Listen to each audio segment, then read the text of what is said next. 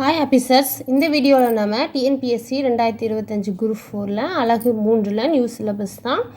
எழுதும் திறன் அப்படிங்கிற டாப்பிக்கில் 15 கேள்விகள் இடம்பெறும். அதில் நிறுத்த குறியீடுகள் பற்றியும் கொடுத்துருக்காங்க. இந்த டாபிக், இந்த நிறுத்த குறியீடுகளுக்கு கீழே என்னெல்லாம் நம்ம பார்க்கணுன்னு அவங்களே கொடுத்துருக்காங்க. அதை மட்டும் நம்ம பார்த்தா போதும். கால் புள்ளி, அரை புள்ளி, முக்கால் புள்ளி, முற்றுப்புள்ளி, வியப்புக்குறி, வினாக்குறி, இவைகள் எல்லாம் அமையும் இடங்களை பற்றி பார்க்க சொல்லியிருக்காங்கல்ல. அமையும் இடங்களை நம்ம பார்த்துக்கலாம். இப்போ இதெல்லாம் எந்தெந்த புக்கில் இருக்குது அப்படின்னும் பார்த்துக்கலாம். 7th ஓல்டு புக்கில் பேஜ் நம்பர் 64, 65, 10th புக்கில் பேஜ் நம்பர் 192, 193, 11ஆம் வகுப்பு பொதுத்தமிழில் 236, 12ஆம் வகுப்பு ஓல்டு புக்கு பொதுத்தமிழில் 136வது பக்கம் இந்த வீடியோவில் பார்க்கலாம். இந்த ஒரு வீடியோ பார்த்திங்கனாவே போதும், இந்த டாபிக் ஃபுல்லாக கவர் பண்ணிடலாம். நீங்கள் ஸ்கிப் பண்ணாமல் பாருங்கள். 7th ஓல்டு புக்கு மொழித்திறன் பயிற்சியில் நிறுத்தக்குறிகள். நிறுத்தக்குறிகள் என்ன அப்படின்னா, செய்யுளையோ உரைநடையவோ நாம் படிக்கும்போது அந்த பொருளை தெளிவாக புரிந்து படிக்கவும் உரிய உணர்ச்சிகளை வெளிப்படுத்தவும் பயன்படுத்துவது தான் நிறுத்த குறியீடுகள் ஆகும். நிறுத்த குறிகள் அப்படின்னா என்னன்னா, ஒரு செய்யலையோ அல்லது நம்ம உரைநடையோ படிக்கும்போது அதனுடைய பொருளை நம்ம புரிந்து கொள்ளவும் உரிய உணர்ச்சிகளை வெளிப்படுத்துவதற்காகவும் பயன்படுத்துவது தான் நிறுத்த குறியீடுகள் ஆகும். நிறுத்த குறியீடுகள் சிலவற்றை பார்க்கலாம். ஃபஸ்ட்டு முற்றுப்புள்ளி. முற்றுப்புள்ளினா நமக்கு தெரியும், ஒரு புள்ளி இதுதான் முற்றுப்புள்ளி. இது எதற்காக நம்ம அமையும் இடம், எந்த இடத்துல அமையும் அப்படின்னா, ஏன்னா நம்ம சிலபஸில் இதெல்லாம் அமையும் இடங்களை தான் நம்மளை பார்க்க சொல்லியிருக்காங்க. அமையும் இடம், முற்றுப்புள்ளி அமையும் இடம் எங்கன்னா, ஒரு தொடர் முற்று பெற்றதனை குறிக்க முற்றுப்புள்ளி இடுதல் வேண்டும். ஒரு தொடரோ ஒரு முடிஞ்சிருச்சு, முற்று பெற்றுருச்சு அப்படின்னா முற்றுப்புள்ளி இட வேண்டும்னு சொல்கிறாங்க. அதுக்கு எடுத்துக்காட்டு கண்ணன் பள்ளிக்கு சென்றான். இது முற்று பெற்றதுனால முற்றுப்புள்ளி இடப்பட்டிருக்கு. இரண்டாவது கார்புள்ளி. கார்புள்ளி நமக்கு தெரியும், கம்மா. இது எங்கே அமையும் அப்படின்னா, பல பொருட்களை தொடர்ந்து சொல்லும்போது ஒவ்வொன்றின் பின்னும் கார்புள்ளி இடுதல் வேண்டும். பல பொருட்களை நம்ம லைனாக சொல்லிகிட்டே இருக்கோம் அப்படின்னா அங்கே ஒவ்வொன்றுக்கு பின்னும் கார்புள்ளி இடுதல் வேண்டும். கடைசி சொல்லுக்கு பின் கார்புள்ளி தேவையில்லை. இது ஒரு முக்கியமான குறிப்பு. கடைசி சொல்லுக்கு நம்ம நிறைய பொருள் சொல்லிகிட்ருக்கோம், கார்புள்ளி இட்டுகிட்டே வரோம். ஆனால் கடைசி சொல்லுக்கு பின் கார்புள்ளி தேவையில்லைன்னு சொல்கிறாங்க. கார்புள்ளி அமையும் இடம் எடுத்துக்காட்டு கொடுத்துருக்காங்க. மா, பலா, வாழை, முக்கணிகள்னு சொல்கிறோம். மா கிட்ட கார்புள்ளி, பலா, வாழைக்கிட்ட கடைசி சொல்லுக்கு தேவையில்லை. முக்கணிகள் முற்று பெற்றதுனால முற்றுப்புள்ளி. இதுதான் எடுத்துக்காட்டு. மூன்றாவது அரைப்புள்ளி. அரைப்புள்ளி எங்கே இடுறோம்? அரைப்புள்ளி எங்கே இடுறோம்? அமையும் இடம் எது அப்படின்னா, அரைப்புள்ளி அமையும் இடம் ஓர் எழுவாய் பல பயனிலைகளை வினைமுற்றுகளை கொண்டு முடியும் பொழுது ஒவ்வொரு பயனிலைக்கும் பின்வரும் அரைப்புள்ளி இடுதல் வேண்டும். ஒரு எழுவாய் பல பயனிலைகளை கொண்டு வரும்போது ஒவ்வொரு பயனிலைக்கு பின்புறம் பின்னரும், அது முடிஞ்சதுக்கப்புறம் அரைப்புள்ளி கண்டிப்பாக இடுதல் வேண்டும் சொல்கிறாங்க. இதுதான் அரைப்புள்ளி இடம்பெறும். எடுத்துக்காட்டு சிந்தனை செல்வன் நன்றாக படித்தான். இப்போ ஒரு பயனிலை முடிஞ்சிருச்சு, இங்கே அரைப்புள்ளி வந்துருச்சு. முதல் மதிப்பெண் பெற்றான், இங்கே அரைப்புள்ளி. பரிசு கிடைத்தது. இதுதான் அரைப்புள்ளிக்கான எடுத்துக்காட்டு சென்டென்ஸ் கொடுத்துருக்காங்க. ஒரு பயனிலை முடியும் போதெல்லாம் அரைப்புள்ளி இடணும். சிந்தனை செல்வன் நன்றாக படித்தான், அரைப்புள்ளி. முதல் மதிப்பெண் பெற்றான், அரைப்புள்ளி. பரிசு கிடைத்தது. அடுத்தது வினாக்குறி. நான்காவது வினாக்குறியில் நல்லா நமக்கு ஈஸி தான். ஒரு வினாத்தொடரில் இறுதியில் வினாக்குறி நம்ம இடுதல் வேண்டும். எடுத்துக்காட்டு பொற்கொடி பாடம் படித்து விட்டாயா. அடுத்து உணர்ச்சி குறி. ஒரு செய்தியை உணர்ச்சியாக கூறும்போது உணர்ச்சி குறியிடுதல் வேண்டும். எடுத்துக்காட்டு என்னே இப்பூவின் மனம். இதுதான் உணர்ச்சி குறி. உணர்ச்சியை வெளிப்படுத்தும் போது அங்கே வந்து உணர்ச்சி குறி அமையுது. ஒற்றை மேற்கோள் குறி. ஒற்றை மேற்கோள் குறினா இதுதான் ஒற்றை மேற்கோள் குறி. ஓர் எழுத்தையோ சொல்லையோ சொற்றொடரையோ தனியே குறிக்கும் இடத்திலும் ஒரு சொற்றொடரின் நூலின் பெயர் பழமொழி முதலியன வருமிடத்திலும் ஒற்றை மேற்கோள் குறியிடுதல் வேண்டும். எழில் என்றால் அழகு என்பது பொருள். இங்கே பிறகு எழிலுக்கும் அழகுக்கும் ஒற்றை மேற்கோள் கொடுத்துருக்காங்க. இப்படி கூட கொடுத்து கேட்கலாம். இந்த சென்டென்ஸ் அப்படியே கொடுத்து இது என்ன நிறுத்த குறியீடுகளில் இது எதை குறிக்கும்னு சொல்லி கூட கேட்கலாம். இங்கே என்ன வரும் அப்படின்னும் கேட்கலாம். ஒரு எழுத்தையோ சொல்லையோ சொற்றொடரையோ இந்த சென்டென்ஸ் அப்படியே கொடுத்துட்டு எது இந்த இடத்துல இடம்பெறும்னு சொல்லி கூட கொஸ்டின் நம்ம எதிர்பார்க்கலாம். ஒற்றை மேற்கோள் குறி எங்கே இடணும்னா எழில் என்ற அழகுங்கிற ஒரு சொல்லை வந்து நம்ம மேற்கோள் காட்டுறோம் அப்படின்னா அந்த சொல்லை முதன்மைப்படுத்த ஒற்றை மேற்கோள் இடுதல் வேண்டும். பாரதியாரின் பாஞ்சாலி சபதம் இங்கே பாருங்கள் ஒற்றை மேற்கோள். மிகச்சிறந்த படைப்பு, சுத்தம் சோறு போடும் இதுவும் ஒற்றை மேற்கோள் என்பது பழமொழி. வண்ணமிடும் போதும் தடித்த எழுத்துகளின் எழுதும் போதும் அடிக்கோடு இடும்போதும் இக்குறி இட தேவையில்லை. அதாவது இது இம்பார்ட்டன்ட். இது கொடுத்து கூட எது இது கரெக்டான அமையும் இடம் என்ன எது அப்படின்னு கூட கேட்கலாம். தடித்த எழுத்துகளில் எழுதும்போதும் அடிக்கோடிட்டு எழுதும்போது இந்த குறி இட தேவையில்லைன்னு சொல்கிறாங்க. அடுத்தது 7வது இரட்டை மேற்கோள் குறி. இரட்டை மேற்கோள் குறி இப்படி இடுவோம்ல இதான். ஒருவர் கூறியதை நேர்கூற்றாக கூறும்போது ஒரு தொடரை மேற்கோளாக கூறும்போது இரட்டை மேற்கோள் குறியிடுதல் வேண்டும். எங்கே அமையுதுன்னா இரட்டை மேற்கோள் குறி எங்கே அமையும் அப்படின்னா ஒரு கூறினதை நேர்கூற்றாக கூறும்போதும் ஒரு தொடரை மேற்கோளாக ஒரு தொடர் சொல்கிறாங்க அப்படிங்கும்போதும் அங்கே இரட்டை மேற்கோள் குறியிடுதல் வேண்டும். அகத்தின் அழகு முகத்தில் தெரியும் இது இரட்டை மேற்கோள் என்றான் ஔவையார். இது எடுத்துக்காட்டு. இந்த மாதிரி இரட்டை மேற்கோள் அமையும் இடமும் மேற்கோள் குறி அமையும் இடமும் நம்ம பார்த்துட்டோம். பயிற்சியும் பார்த்துடலாமா? உன் பெயர் என்ன? இங்கே நமக்கு தெரியும் இது வந்து வினாக்குறி அமையணும். இங்கே என்னே இமயமலையின் உயரம் இங்கே வந்து உணர்ச்சி குறி.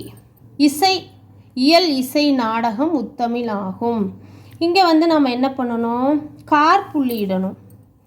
ஏன்னா நம்ம பார்த்தோமில்ல பல பொருள்கள் தொடர்ந்து வரும்போது நாம் கார் புள்ளி இடணும், கமா போடணும். கடைசி சொல்லுக்கு கார் புள்ளி இட தேவையில்லை. இது நம்ம பார்த்தோமில்ல அதுதான். அப்புறம் 4 எழிலி என்னும் சொல் மேகம் என்னும் பொருளில் வரும். எழிலி என்னும் சொல் ஒற்றை மேற்கோள். இது வந்து ஒற்றை மேற்கோள் குறி. எழிலி மேகம் என்னும் சொல் இதுக்கு ஒற்றை மேற்கோள் வரும்.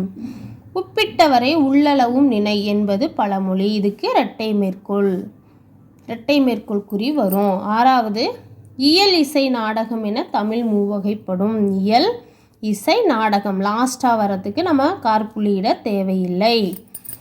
7வது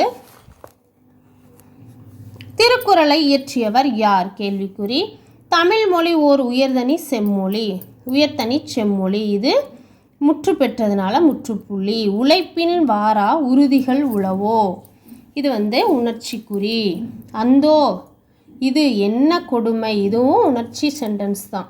அதனால் இதற்கும் உணர்ச்சி குறி தான் நம்ம இடணும். இது அடுத்து நாம் 10th புக்கில் மொழித்திறன் பயிற்சியில் நிறுத்த குறிகள் கொடுத்துருக்காங்க. இதையும் நம்ம பார்த்துக்கலாம். இன்று முதல் தோசைக்கு துவையல் இல்லை.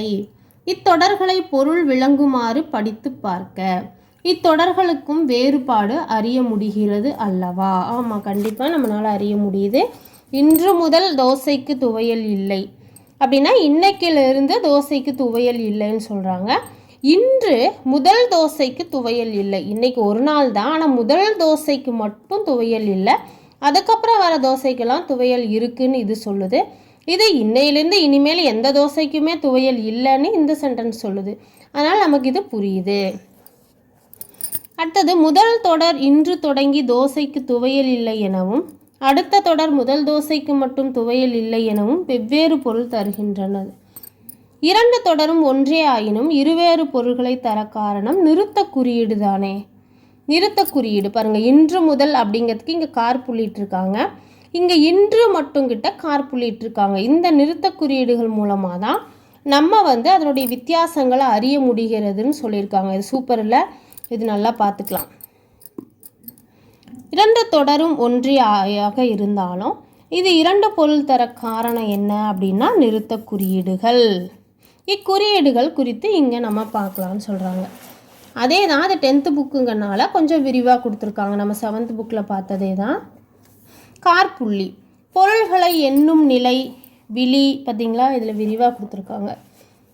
பொருள்களை எண்ணும் நிலை விழி வினையெச்சம் மேற்கோள் குறிகளுக்கு முன் ஆதலால் ஆகவே முதலிய சொற்களின் பின் முகவரியில் இறுதி வரி தவிர்த்த பிற இடங்களில் கார்புள்ளி இடுதல் வேண்டும். கார்புள்ளி அமையும் இடங்கள் நல்லா ஞாபகம் வச்சுக்கோங்க. பொருள்களை எண்ணும் நிலை விழி வினையெச்சம் மேற்கோள் குறிகளுக்கு முன்னாடி கார்புள்ளி வரணும்.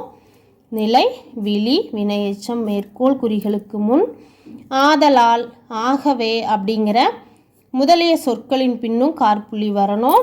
முகவரியில் இறுதி வரி தவிர்த்த மற்ற வரிகளுக்கு எல்லாமே கார்புள்ளி இடுதல் வேண்டும். இதுதான் கார்புள்ளி அமையும் இடங்கள். நமக்கு சிலபஸில் நிறுத்த குறியீடுகள் அமையும் இடங்களை பற்றி தான் கேட்டிருக்காங்க. இது நல்லா பார்த்துக்கலாம். எடுத்துக்காட்டு 1. நிலம் நீர் தீ காற்று வான் என்பன ஐம்பூதங்கள்.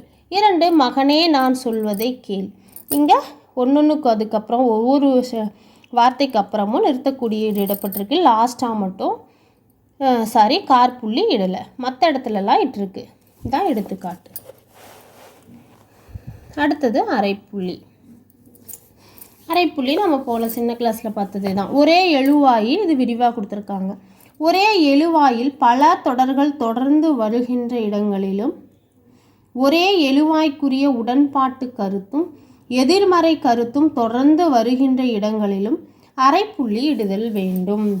ஒரே எதிர்மறை கருத்தும் உடன்பாட்டு கருத்தும், எழுவாய்க்குரிய உடன்பாட்டு கருத்தும் எதிர்மறை கருத்தும் தொடர்ந்து எங்கெல்லாம் வருதோ அங்கெல்லாம் நம்ம அரைப்புள்ளி இடுதல் வேண்டும். இதுதான் அரைப்புள்ளி அமையும் இடங்கள். இது நோட் பண்ணிக்கோங்க. எடுத்துக்காட்டு ஃபஸ்ட்டு சிலப்பதிகாரம் செந்தமிழ் காப்பியம். பாருங்கள், ஃபஸ்ட்டுக்கு கார்புள்ளி, செந்தமிழ் காப்பியம் அரைப்புள்ளி, முத்தமிழ் காப்பியம் அரைப்புள்ளி, மூவேந்தரையும் பாடும் காப்பியம். இரண்டாவது எடுத்துக்காட்டு இளமுருகு என்பானிடம் நிறைய அறிவுண்டு அரைப்புள்ளி, பொறுமை இல்லை. எங்கே இடப்பட்டிருக்கு பாருங்கள் அரைப்புள்ளி. அதனால் இது நல்லா நோட்ஸ் எடுத்து வச்சுக்கோங்க. நம்ம ரிவிஷனுக்கு இப்போ எக்ஸாம் போகும்போது ரிவிஷனுக்கு ரொம்ப யூஸ் ஆகும். முக்காற்புள்ளி. அடுத்தது முக்கால் புள்ளி பார்க்கலாம். முக்கால் புள்ளி நமக்கு தெரியும், இதுதான் முக்கால் புள்ளி.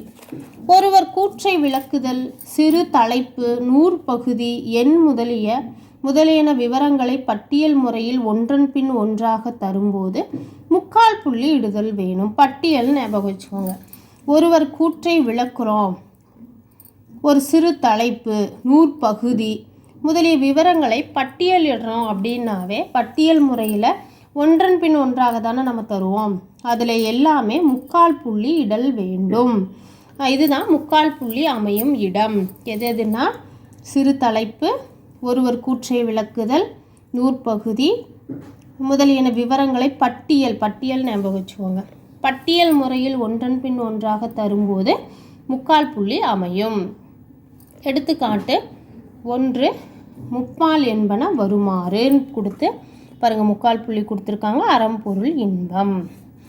2. மத்தேயு அரைப்புள்ளி கொடுத்து 8 முக்கால் புள்ளி கொடுத்து 6 கொடுத்துருக்காங்க. விளக்குதல், பட்டியல், சிறு தலைப்பு, நூற்புள்ளி இதெல்லாம் வரும்போது, நூற்பகுதியெல்லாம் வரும்போது இப்படி முக்கால் புள்ளி வரணும். 3. பெயர்னு போட்டு முக்கால் புள்ளி போட்டு தான் நம்ம மணிமேகலைன்னு எழுதுவோம். அதனால் முக்கால் புள்ளி அமையும் இடம் இதுதான். அடுத்தது முற்றுப்புள்ளி. சொற்றொடர் இறுதி, முகவரி இறுதி, நாள் இறுதி, சொற்குறுக்கம், பெயர் தலைப்பெழுது இதில் ஏதாவது ஒன்று கொடுத்துட்டு கூட இங்கே என்ன புள்ளி அமையுன்னு கேட்கலாம். இல்லை இந்த சென்டென்ஸை கொடுத்துட்டு இதில் முற்றுப்புள்ளி வருமானு கூட கேட்கலாம். அதனால் நீங்கள் தெளிவாக நம்ம பார்த்துக்கலாம். சொற்றொடர் இறுதி, முகவரி இறுதி, நாள் இறுதி, சொற்குறுக்கம், பெயர் தலைப்பெழுத்து முதலிய இடங்களில் முற்றுப்புள்ளி இடம்பெறும். நமக்கு இது ஈஸி தான். முற்றுப்புள்ளி எங்கெங்கே இடம்பெறும்னு நமக்கு தெரியும். முற்றுப்புள்ளிக்கு எடுத்துக்காட்டு கொடுத்துருக்காங்க. 1 உருவு கண்டு எல்லாமே வேண்டும். 2 மைதிலி தகப்பன் பெயர் ஏ முத்துகிருஷ்ணன், கருப்பனார் கோயில் அருகில், பெரிய கொல்லப்பட்டி, மல்லச்சமுத்திரம் நம்பரு, நாமக்கல் மாவட்டம். இங்கே பாருங்கள் முற்றுப்புள்ளி, மாதிரி முகவரி கொடுத்துருக்காங்க. இதுக்கு எங்கே முற்றுப்புள்ளி வருதுன்னு நம்ம பார்த்துக்கிட்டோம். இது பாருங்கள் டேட் முற்றுப்புள்ளி, சொல் 75 இதுக்கு முற்றுப்புள்ளி, ஏ நாகம்மாள் இதுக்கு முற்றுப்புள்ளி. இந்த மாதிரி கொடுத்துட்டு கூட இங்கே என்ன புள்ளி அமையும் இடம் எதுன்னு கூட கேட்கலாம். அடுத்தது வினாக்குறி. வினாக்குறி நமக்கு ஈஸி தான். ஒரு வினாத்தொடர் முற்று தொடராகவும் நேர்கூற்று தொடராகவும் இருப்பின் இறுதியில் வினாக்குறி இடுதல் வேண்டும். வினாக்குறி அமையும் இடம் எது? ஒரு வினாத்தொடர் முற்று தொடராகவும் நேர்கூற்று தொடராகவும் இருந்தால் அங்கே வினாக்குறி இடுதல் வேண்டும். எடுத்துக்காட்டு 1 அங்கே படிப்பவர் யார்? 2வது நீ வருவாயா? அடுத்தது உணர்ச்சிக்குறி. வியப்பு, அவலம், வாழ்த்து, வரவேற்றல், வைதல் ஆகிய உணர்ச்சிகளை வெளிப்படுத்தும் தொடர்களின் பின் உணர்ச்சிக்குறி இடுதல் வேண்டும். என்னென்ன ஞாபகம் வச்சுக்கோங்க. உணர்ச்சிக்குறி அமையும் இடங்கள் 5 கொடுத்துருக்காங்க. வியப்பு, அவலம், வாழ்த்து, வரவேற்றல், வைதல். இந்த 5லையுமே உணர்ச்சிக்குறி தான் அமையும் இடமாக இருக்கு. உணர்ச்சிக்குறி தான் இங்கே வரும். இடுதல் வேண்டும். எடுத்துக்காட்டு என்னே இதன் பெருமை, வியப்பு. பாம்பு பாம்பு இது எந்த சென்டென்ஸு? வருக வருக. வாழ்க வாழ்க இது வாழ்த்தை குறிக்கிறது. வரவேற்றல் குறிக்கிறது. அவலத்தை குறிக்குது. இது எல்லாத்துலேயுமே உணர்ச்சிக்குறி தான் இடம்பெறும். இங்கே ஒரு முக்கியமான குறிப்பு கொடுத்துருக்காங்க. இதை பார்த்துக்கலாம். 2, 3 இவ்வாறு ஒன்றுக்கு மேற்பட்ட குறிகள் இடுதல் கூடாதுன்னு சொல்கிறாங்க. இது முக்கியமான பாயிண்ட்டு. அதாவது உணர்ச்சி குறிகளில் ஒரு குறி மட்டும்தான் இடணும். இந்த மாதிரி 2, 3 அப்படிங்கிற குறிகள் இடுதல் கூடாதுன்னு சொல்லி கொடுத்துருக்காங்க. இந்த பாயிண்ட்டும் ஞாபகம் வச்சுக்கோங்க. ஒற்றை மேற்கோள் குறி. இக்குறி தற்சுட்டி கண்ணின் ஓர் எழுத்தேனும் சொல்லேனும் சொற்றொடரேனும் தன்னையே குறிக்குது. பிறர் கூற்றாக வரும் இடத்தும் கட்டுரை பெயரும் நூல் பெயர் வரும் இடத்திலும் ஒற்றை மேற்கோள் குறி வரும் தான் அமையும் இடம். எடுத்துக்காட்டு கொடுத்துருக்காங்க. ஏ என்று சொன்னான் ஒற்றை மேற்கோள். செய்யும் என்பது பெயரற்ற வாய்ப்பாடுகளில் ஒன்று. செய்யும். இன எரரி தோய் வண்ண இன்னா செய்பவர். இங்கே ஒற்றை மேற்கோள். கம்பர் கம்பராமாயணம் எனும் காவியம் படைத்தார். இங்கே கம்பராமாயணத்துக்கு ஒற்றை மேற்கோள். இதை ஞாபகம் வச்சுக்கோங்க. இந்த சென்டென்ஸை கொடுத்து கூட இங்கே ஒற்றை மேற்கோள் குறியெல்லாம் இந்த மாதிரி கொடுத்துட்டு சரியானது எதுன்னு கூட கேட்கலாம். ஒற்றை மேற்கோள் குறி எங்கே வந்திருக்குன்னு பார்த்துக்கோங்க. தன்னையே பிறர் கூற்றாக வரும் இடத்திலும் கட்டுரை பெயர் நூல் பெயர்லாம் வரும் இடத்துல ஒற்றை மேற்கோள் குறி தான் வரும். அடுத்தது இரட்டை மேற்கோள் குறி பார்த்துடலாம். நேர்கூற்று தொடர்களிலும் மேற்கோள் தொடர்களிலும் இரட்டை மேற்கோள் குறி இடம்பெறுது. எடுத்துக்காட்டு ராமன் நாளை வருகிறேன். நாளை வருகிறேனுக்கு இரட்டை மேற்கோள் குறி.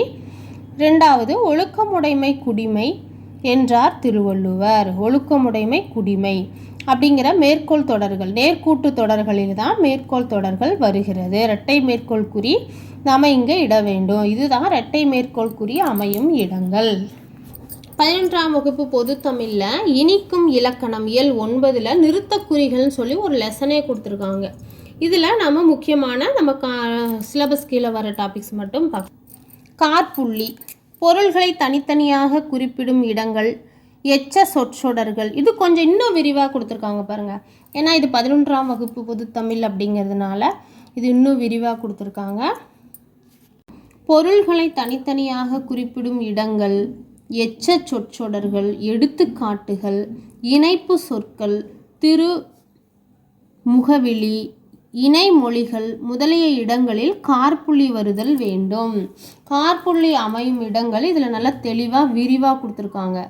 பொருள்களை தனித்தனியாக குறிப்பிடும் இடங்கள், எச்ச சொற்றொடர்கள், எடுத்துக்காட்டுகள், இணைப்பு சொற்கள், திருமுகவிழி, இணைமொழிகள் முதலிய இடங்களில் வரும் நிறுத்தக்குறி எதுன்னு கூட கேள்வி நம்ம எதிர்பார்க்கலாம். நம்மளாம் எதிர்பார்க்கலாம். அவங்க எப்படி கொடுத்தாலும் நம்ம 1 மார்க் கூட மிஸ் பண்ணாதபடி கரெக்டாக பார்த்துக்கலாம். இதில் ஏதாவது எடுத்துக்காட்டுகள், இணைப்பு சொற்கள், திருமுகவிழி இதெல்லாம் பாருங்கள் வித்தியாசமாக இருக்குது. இணைமொழிகள் இதெல்லாம் இங்கே எந்த புள்ளி வரும்னு நமக்கு கேட்கலாம். நம்ம எல்லாத்துக்கும் தயாராக இருக்கும்படி இந்த ஒரு வீடியோ பார்த்திங்கனாவே போதும், உங்களுக்கு இந்த டாபிக் ஃபுல்லாக கம்ப்ளீட் ஆயிரும். அதனால் ஸ்கிப் பண்ணாமல் பார்த்துக்கோங்க ஆஃபீஸர்ஸ். பொருள்களை தனித்தனியாக குறிப்பிடும் இடங்கள் தெரிஞ்சிருச்சு. எச்ச சொற்றொடர்கள் இதில் எல்லாத்துலேயும் காற்புள்ளி வருதல் வேண்டும். எடுத்துக்காட்டும் கொடுத்துருக்காங்க, அதையும் பார்த்துக்கலாம். எடுத்துக்காட்டு பாருங்கள். அறம், பொருள், இன்பம், வீடு என வாழ்க்கை பேர் 4. அறத்துக்கிட்ட பொருள், இன்பம். லாஸ்ட்டாக வர இடத்துல நம்ம சின்ன கிளாஸ்லேயே பார்த்தோம். லாஸ்ட்டாக வர இடத்துல காற்புள்ளி தேவையில்லை. நாம் எழுதும்போது பிழையற எழுத வேண்டும். நாம் எழுதும்போது அப்படிங்கிற இடத்துல பாருங்கள் காற்புள்ளி வந்திருக்கு.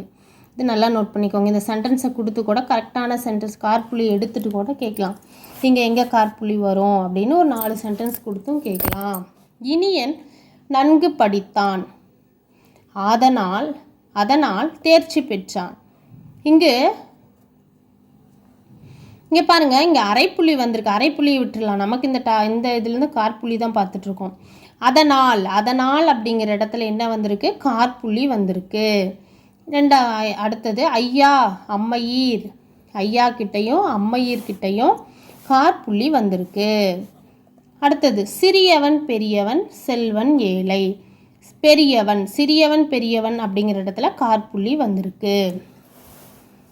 நோட் பண்ணிக்கிட்டீங்களா? அடுத்தது அரைப்புள்ளி.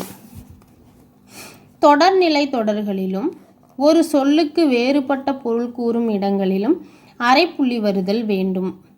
அரைப்புள்ளி அமையும் இடம் தொடர்நிலை தொடர்களிலோ ஒரு சொல்லுக்கு வேறுபட்ட பொருள் கூறும் இடங்களிலும் அரைப்புள்ளி வருதல் வேண்டும். எடுத்துக்காட்டு: வேலன் கடைக்கு சென்றான், அரைப்புள்ளி. பொருள்களை வாங்கினான், இங்கே அரைப்புள்ளி. வீடு திரும்பினான். அலி, அன்பு. பாருங்க, வேறு பொருள் சொல்லுக்கு வேறுபட்ட பொருள். அலி அன்பு, அரைப்புள்ளி. அருள், அரைப்புள்ளி.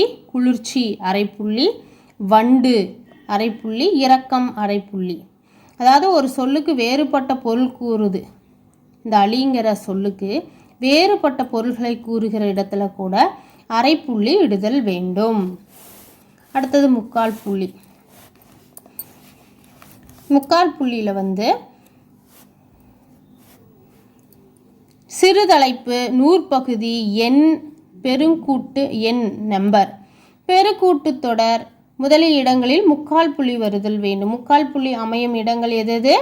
சிறு தலைப்பு, நூற்பகுதி, எண், பெருங்கூட்டு தொடர் அப்படிங்கிற முதலிய இடங்களிலெல்லாம் முக்கால் புள்ளி வருதல் வேண்டும். எடுத்துக்காட்டு: சார்பெழுத்து, முக்கால் புள்ளி வந்துருச்சு. 10 பாட்டு, எண்கள் வந்திருக்கு பாருங்கள். எண்கள் வந்தாலும் வந்தாலும் முக்கால் புள்ளி இடுதல் வேணும். 8 தொகை என்பன வருமாறு, சிறு தலைப்பு, அதனால் இங்கேயும் முக்கால் புள்ளி வருது. அடுத்தது முற்றுப்புள்ளி. முற்றுப்புள்ளி தலைப்பின் இறுதி, தொடரின் இறுதி, முகவரி இறுதி, சொற்குறுக்கம், நாள், இது 2 வித்தியாசமாக. எல்லாமே இறுதியில் தான் முற்றுப்புள்ளி வரும். இந்த 2 நல்லா நோட் பண்ணிக்காங்க. சொற்குறுக்கம், நாள், மற்றதெல்லாம் இறுதியில். சொற்குறுக்கம், நாள் முதலிய இடங்களிலும் முற்றுப்புள்ளி வருதல் வேணும். இதுதான் முற்றுப்புள்ளி அமையும் இடங்கள். எடுத்துக்காட்டு: மரபியல், முற்றுப்புள்ளி. உருகண்டு எல்லாமை வேண்டும். தலைமை ஆசிரியர், காற்புள்ளி. அரசு மேல்நிலைப்பள்ளி, காற்புள்ளி. காஞ்சிபுரம் முடிந்ததுனால முற்றுப்புள்ளி. அடுத்தது சொல் 58 முற்றுப்புள்ளி. டேட்டு, அதாவது நாள்னு மேலேயே பார்த்தோம்ல, நாள் 18/12/2018 முடிகிற இடத்துலையும் முற்றுப்புள்ளி வரணும். நாள், சொற்குறுக்கம், தொடரின் இறுதி, முகவரியின் இறுதி, தலைப்பின் இறுதி, இங்கே எல்லாம் முற்றுப்புள்ளி வரும் இடங்களாக அமையும் இடங்களாக இருக்கிறது. வினாக்குறி. ஒரு வினாத்தொடர் முற்றுத்தொடராகவும் நேர்கூற்று தொடராகவும் இருப்பின் இறுதியில் வினாக்குறி வருதல் வேண்டும். எடுத்துக்காட்டு, அது என்ன? முற்று. நீ வருகிறாயா என்று கேட்டான். இது நேர்கூற்று தொடர். இது முற்றுத்தொடர், இது நேர்கூற்று தொடர். ரெண்டு தொடர்லையுமே வினாக்குறி அமைதல் வேண்டும். வினாக்குறி அமையும் இடங்கள் எது? முற்றுத்தொடராக இருக்குது, நேர்கூற்று தொடராக இருக்குது. இந்த ரெண்டு தொடர்களிலும் வினாக்குறி அமைதல் வேண்டும். அடுத்தது வியப்புக்குறி. வியப்புக்குறி வியப்படையும் சொல்லுக்கு பின்பும் நேர்கூற்று வியப்பு தொடர் இறுதி கீழும் அடுக்கு தொடர்களின் பின்னும் வியப்புக்குறி வருதல் வேண்டும். எடுத்துக்காட்டு, எவ்வளவு உயரமானது? என்னே தமிழின் பெருமை. பாருங்க, பெருமை பக்கத்தில் வியப்புக்குறி வந்திருக்கு என்றார் கவிஞர். வா வா வா அடுக்கு தொடருக்கு அப்புறமாகவும் வியப்புக்குறி கண்டிப்பாக வரணும். இது ஞாபகம் வச்சுக்கோங்க. வா வா வா போ போ போ அப்படிங்கிற இடத்துல வியப்புக்குறி வந்திருக்கு. அடுத்தது விழிக்குறி. இது இப்போ புதுசாக இருக்குது, +1 புக்கில் அதிகமாக கொடுத்துருக்காங்க.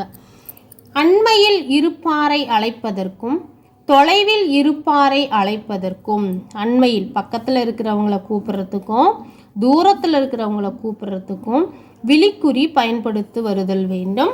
வியப்புக்குறியும் விழிக்குறியும் ஒரே அடையாளக்குறி உடையது. ஒரே அடையாளக்குறி உடையது எதுன்னு கேட்டாங்கன்னா விழிக்குறியும் வியப்புக்குறியும் தான். இதுதான் அமையும் இடங்கள் என்னென்ன? விழிக்குறி அமையும் இடங்கள் அண்மையில் இருப்பாரை அழைப்பதற்கும் தொலைவில் இருப்பாரை அழைப்பதற்கும் நாம் பயன்படுத்துவது விழிக்குறி ஆகும். அவையீர் விழிக்குறி. இது ஒரே மாதிரி தான் இருக்கும். வியப்புக்குறி விழிக்குறியும் ஒரே மாதிரி தான் இருக்குன்னு சொல்கிறாங்க. அவையீர், அவைத்தலைவீர், இது ரெண்டுமே விழிக்குறி. அடுத்தது மேற்கோள் குறி. ஒற்றை மேற்கோள் குறி, இரட்டை மேற்கோள் குறின்னு நம்ம சின்ன கிளாஸில் பார்த்தோம், அதுதான் இங்கே கொடுத்துருக்காங்க.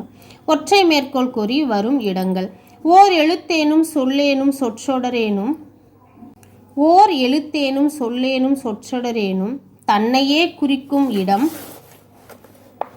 கட்டுரை பெயர், நூற்பெயர் குறிக்கும் இடம், பிறர் கூற்று பகுதியில் முதலான இடங்களில் ஒற்றை குறி வருதல் வேண்டும்.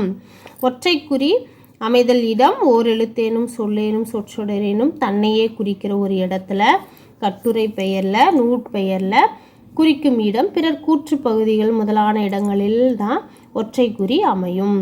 ஏ என்று ஏளனம் செய்தான். ஏங்கிட்ட பாருங்க, ஒற்றை மேற்கோள் குறி. இரண்டாவது எடுத்துக்காட்டு, பேரறிஞர் அண்ணா செவ்வாழை என்னும் சிறுகதை எழுதினார். செவ்வாழை கிட்ட ஒற்றை மேற்கோள் குறி. கம்பனும் மில்டனும் என்னும் நூல் சிறந்த ஒப்பீட்டு நூலாகும். கம்பனும் மில்டனும் ஒற்றை மேற்கோள் குறி. செவிச்செல்வம் சிறந்த செல்வம் என்பர். செவிச்செல்வம் பாருங்க, செவிச்செல்வம் சிறந்த செல்வம் அப்படிங்கிற இடத்துல ஒற்றை மேற்கோள் குறி அமைந்திருக்கு. அடுத்தது இரட்டை மேற்கோள் குறிகள் வரும் இடங்கள்: நேர்கூற்றுகளிலும் மேற்கோள்களிலும் இரட்டை குறி வருதல் வேண்டும். இரட்டை மேற்கோள் குறி அமையும் இடம் எது? நேர்கூற்றுகளிலும் மேற்கோள்களிலும் இரட்டை குறிகள் அமையும். எடுத்துக்காட்டு, நான் படிக்கிறேன் என்றான். நேர்கூற்று மேற்கோள் சொல்கிறது. நான் படிக்கிறேன், இரட்டை மேற்கோள் இங்கேயும். ஒழுக்கமுடைமை குடிமை என்றார். இதுக்கும் இரட்டை மேற்கோள். கீழே, நிறுத்தக்குறிகள் எல்லாம் வெறும் அடையாளங்கள் அல்ல, அவை எல்லாம் பொருள் பொதிந்து அடிப்படையில் தோன்றியவை என்பதை மாணவர்கள் நன்குணர்ந்தாங்கன்னு சொல்கிறாங்க. நிறுத்த குறியீடுகள் எல்லாம் சும்மா வெறும் அடையாளம் மட்டும் கிடையாது, அது ஒன்னொன்னும் பொருள் பொதிந்த அடிப்படையில் தான் தோன்றி இருக்குன்னு சொல்லி இந்த லெசனை முடிச்சிருக்காங்க. 12ஆம் வகுப்பு ஓல்டு புக்கு நிறுத்தக்குறிகள். ஃபஸ்ட்டு, நிறுத்தக்குறிகள் வாக்கிய பிரிவு பாட்டிற்கும் பொருள் தெளிவிற்கும் இன்றியமையாதவையாகும். அவற்றுள் சிலவற்றை அறியலாம். அவை ஒற்றை குறி, இரட்டை குறி என இரு வகைப்படுது. இரட்டை குறி நேர்கூற்று வாக்கியங்களிலும் மேற்கோள் காட்டும் பொழுதும் வரும். இது 11th புக்கில் பார்த்தோம். அதுதான் இது நமக்கு ரிவிஷன் ஆகும். எடுத்துக்காட்டு, ஊருக்கு போய் சேர்ந்ததும் கடிதம் எழுது என்று என் தந்தை சொன்னார். இந்த சென்டென்ஸை கூட கொடுத்து இதில் என்ன நிறுத்தக்குறிகள் வரும்னு கூட நமக்கு எதிர்பார்க்கலாம். ஊருக்கு போய் சேர்ந்ததும் கடிதம் எழுது, இரட்டை மேற்கோள் குறி வந்திருக்கு பாருங்க. அடுத்தது ஒழுக்கமுடைமை குடிமை என்பது திருவள்ளுவர் வகுத்த வரையறையாகும். ஒழுக்கமுடைமை குடிமை இரட்டை மேற்கோள் குறி. இரண்டாவது,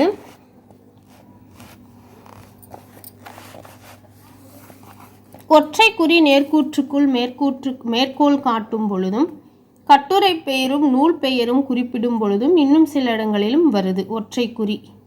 எடுத்துக்காட்டு, இயேசு மக்களை நோக்கி ஆயக்காரன் கோயிலுக்கு வெளியே நின்று தேவனே தீயோனாகிய எம்பால் இரக்கம் கொள்ளும் என வேண்டினான் என்பதை அறிந்து கொள்ளுங்கள் என்றார். இங்கே பாருங்க, இயேசு மக்களை நோக்கி ஆயக்காரன் இங்கே இரட்டை மேற்கோள் குறி. இது இங்கே முடிஞ்சிருக்கு, அறிந்து கொள்ளுங்கள்ங்கிறதுல தான் முடிஞ்சிருக்கு இரட்டை மேற்கோள் குறி. ஒற்றை மேற்கோள் குறி தேவனே அப்படிங்கிறதுல முடிஞ்சு இரக்கம் கொள்ளும் அப்படிங்கிற வரைக்கும் ஒற்றை மேற்கோள் குறி இடம்பெற்றிருக்கு. இது நல்லா பார்த்துக்கோங்க.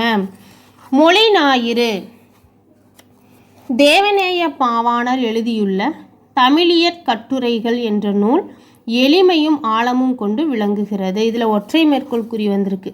தமிழிய கட்டுரைகள் அப்படிங்கிற இடத்துக்கு மட்டும் ஒற்றை மேற்கோள் குறி வந்திருக்கு.